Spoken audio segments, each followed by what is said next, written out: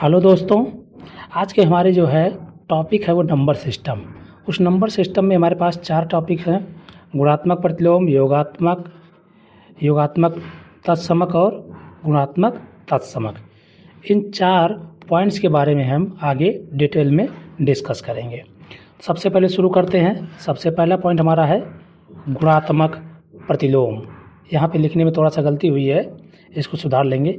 गुणात्मक प्रतिलोम यानी मल्टीप्लिकेटिव इनवर्स। इनवर्स का मतलब होता है उल्टा। तो देखेंगे इसकी डेफिनेशन क्या होती है। बेसिकली गुणात्मक प्रतिलोम वह संख्या है जिससे किसी दी गई संख्या से गुणा करने पर गुणनफल 1 प्राप्त होता है, तो उसे हम क्या कह देते हैं? गुणात्मक प्रतिलोम। तो इसको एक एग्जाम्पल के माध्यम से समझते हैं हम लोग। जैसे हमारे पास एक संख्या है 2, इसको हम किससे गुणा कर दें कि 1 आ जाए गुणनफल। इसको अगर हम 1/2 से गुणा कर दें तो 2 एक कम 2, 2 एक कम 2, गुणनफल कितना आ गया? 1। इसी प्रकार हमारे पास अगर एक संख्या है 4, 4 को हम किससे गुणा कर दें कि गुणनफल 1 आ जाए? 1/4, 4 एक कम 4, 4 एक कम 4, 1 आ गया। तो गुणात्मक प्रतिलोम क्या हो गया कि जो हमारे पास संख्या दी, जैसे 2 दी है, इसको हम क्या लिख सकते हैं? 2/1। तो प्रतिलोम का मतलब हमने क्या बताया? उल्टा। इसी को व्युत्क्रम भी बोलते हैं हिंदी में। एक टर्म होता है व्युत्क्रम भी, प्रतिलोम बोले या व्युत्क्रम। उल्टा का मतलब क्या हुआ? जो नीचे है उसको कर दो भैया ऊपर, और जो ऊपर है उसको क्या कर दो? नीचे। तो 1 नीचे है, 2 क्या लिख सकते हैं? 2/1 लिख सकते हैं, कोई दिक्कत नहीं। तो 1 को ऊपर कर देंगे और 2 को नीचे। तो हमारा क्या आ गया? ये 2 का गुणात्मक प्रतिलोम आ गया। कितना आ गया? 1/2। अब 2 और 1/2 गुणा करेंगे तो 1 आ जाएगा। यहाँ तक चीज़ समझ में आई? इसको थोड़ा और आसानी समझते हैं। अगर हमारे पास कोई संख्या 5 दी हुई है तो इसको हम क्या लिख सकते हैं? 5/1 लिख सकते हैं। तो अगर हम इसका गुणात्मक प्रतिलोम निकालना है तो हर को अंश और अंश को हर कर देंगे, यानी उल्टा कर देंगे। तो 1 नीचे तो वो 1 कहाँ पहुँच जाएगा? ऊपर। 5 नीचे ऊपर है तो कहाँ पहुँच जाएगा? 5 नीचे। तो 5 का गुणात्मक प्रतिलोम कितना होगा? 1/5। इसी प्रकार से कोई फ्रैक्शन दिया है 3/4, तो 3/4 का गुणात्मक प्रतिलोम क्या होगा? वही सेम प्रक्रिया, नीचे वाले को ऊपर, ऊपर वाले को नीचे।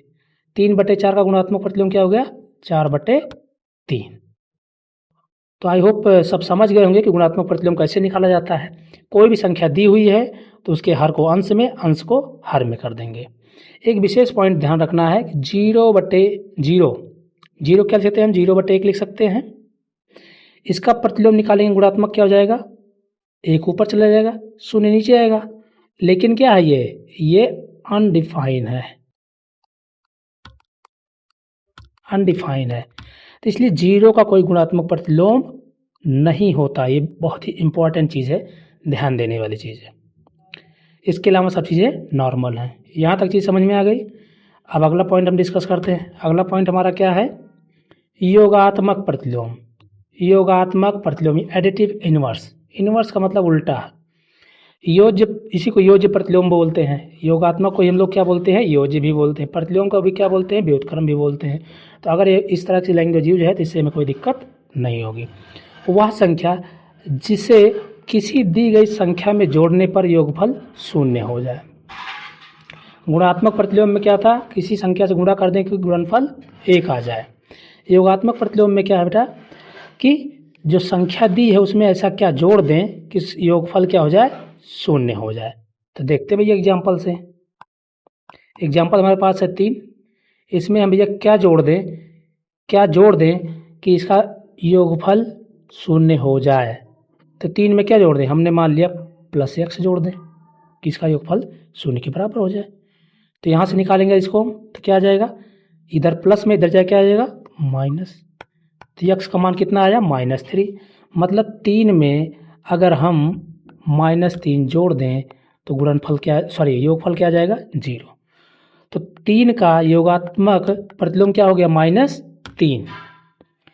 तो ये बहुत ही आसान है कि कोई भी संख्या दी हो, जैसे हमारे पास 5 दी है तो इसके आगे -5 कर दिए, यही इसका क्या हो जाएगा, योगात्मक प्रतिलोम हो जाएगा। बाकी टेक्निकली हमने समझा दिया, आसान सी भाषा में करना। कोई भी नंबर आपको दिया हो, मान लो 100 दिया है, योगात्मक प्रतिलोम पूछ रहा है तो -100, 100 - 100 कितना हो जाएगा, 0। सिंपल सा। कोई भी नंबर दिया आपको, चाहे डेसिमल में हो चाहे वो फ्रैक्शन में, 2/3 दिया है, इसका योगात्मक प्रतिलोम क्या हो जाएगा, -2/3, क्योंकि इसको इसमें जोड़ेंगे तो ये आ जाएगा हमारा योगफल 0। ये बहुत ही सिंपल सा है। यहाँ तक चीज़ें क्लियर हो गई, कोई दिक्कत नहीं। अगला पॉइंट डिस्कस करते हैं हम लोग। अगला पॉइंट हमारा क्या है, योगात्मक तत्समक, यानी इसी को योगात्मक क्या बोलते हैं, योज्य भी बोलते हैं। ठीक, इसी को अंग्रेजी में बोलेंगे एडिटिव आइडेंटिटी। योगात्मक तत्समक क्या होता है, एक ऐसी संख्या होती है जिसे किसी संख्या में जोड़ने पर परिणाम वही संख्या प्राप्त होती है। योगात्मक प्रतिलोम में क्या था कि क्या जोड़ दें तो 0 हो जाए, और इसमें क्या है कि ऐसा क्या जोड़ें कि वही संख्या मिल जाए। तो जैसे भैया 4 में हम क्या जोड़ दें कि 4 मिल जाए। निकालना हो तो वैसे तो कह देंगे भैया मुझमानी 0 जोड़ दो भैया, 4 में 4 जोड़ देंगे 4 आ जाएगा, बिल्कुल सही है। 5 में भैया कहिए कितना जोड़ दें, 5 जोड़ दो भैया 5 आ जाएगा, ये भी बिल्कुल सही है।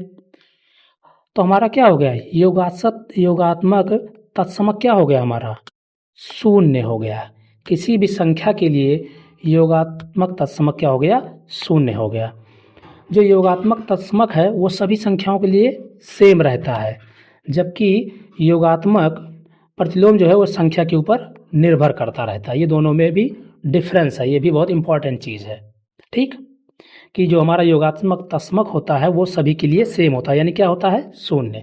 किसी संख्या में क्या जोड़ देंगे भैया वह संख्या मिल जाए, तो कौन सी संख्या होगी, वो 0 होगी। ऑब्वियस सी बात है, कोई भी ले लो हम लोग, 220 212 ले लिए, इसमें क्या जोड़ दें 212 जाए, 0 जोड़ दें 212 आ जाए। तो हमारा योगात्मक तत्समक क्या हो गया, 0 हो गया। सभी संख्याओं के लिए सेम रहता है। इसके बाद अगला पॉइंट हमारा क्या है, बहुत ही आसान पॉइंट्स हैं ये, बट ये एग्जाम पॉइंट ऑफ व्यू से इंपॉर्टेंट है, इनका बड़ा रोल रहता है। अगला पॉइंट हमारा क्या है, गुणात्मक तत्समक। तो गुणात्मक तत्समक भैया क्या कहता है कि किसी संख्या में वह संख्या जिसे किसी संख्या से गुणा कर दे तो वही संख्या प्राप्त हो जाए, वही संख्या प्राप्त हो जाए। भैया 2 में कहो कितना से गुणा कर दी, 2 आ ही जाए, 2 में 1 से गुणा कर दो भाई, 2 आ जाएगा। 4 में कितने से गुणा कर दें, 4 है, 4 में 1 से गुणा कर दो 4 आ जाएगा। 5 में 1 से गुणा कर दो कितना आ जाएगा, 5 आ जाएगा। तो हमारा गुणात्मक तत्समक कितना हो गया, 1। कितना हो गया, 1। ये सभी संख्याओं के लिए सेम रहता है। जैसे योगात्मक तत्समक सभी के लिए 0 सेम था, इसी तरह से गुणात्मक तत्समक भी सभी संख्याओं के लिए सेम रहता है। वो होता कितना है, 1, वो चाहे जो संख्या हो। 0 को 1 से गुणा करेंगे तो 0 आ जाएगा, वही संख्या प्राप्त होगी। इसी तरीके से हम दोनों में क्या डिफरेंस है, अगर हम थोड़ा सा डिस्कस करें कि एडिटिव इनवर्स और आइडेंटिटी में, तो एक ही डिफरेंस है कि आइडेंटिटी हमेशा सेम रहती है, जैसे 0 या 1, ये योगात्मक के लिए गुणात्मक के लिए। जबकि इनवर्स जो है वो डिपेंड करता है कि नंबर क्या है। जैसे हम 2 का योगात्मक करेंगे तो -2 हो जाएगा, 2 का ही अगर हम गुणात्मक करेंगे तो 1/2 हो जाएगा। अगर ये संख्या 2 चेंज होगी तो ये भी चेंज होते जाएंगी। तो बेसिक डिफरेंस दोनों में यही है। तो यहाँ तक बात सबको समझ में आ गई होगी। अगर कोई डाउट है तो आप कमेंट कर सकते हैं। अच्छा लगा वीडियो तो लाइक एंड शेयर करें, कमेंट करें। Thank you.